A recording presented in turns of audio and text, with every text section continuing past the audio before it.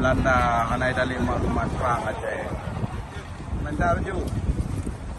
Nyo ke tuntutan kita nyo bangsa Aceh kepada internasional untuk UAD pelanggaran HAM yang dipegang oleh Belanda. ADG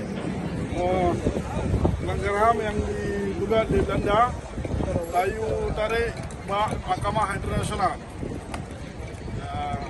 Jadi yang dimulai tanggal 26 Maret 18 Julai.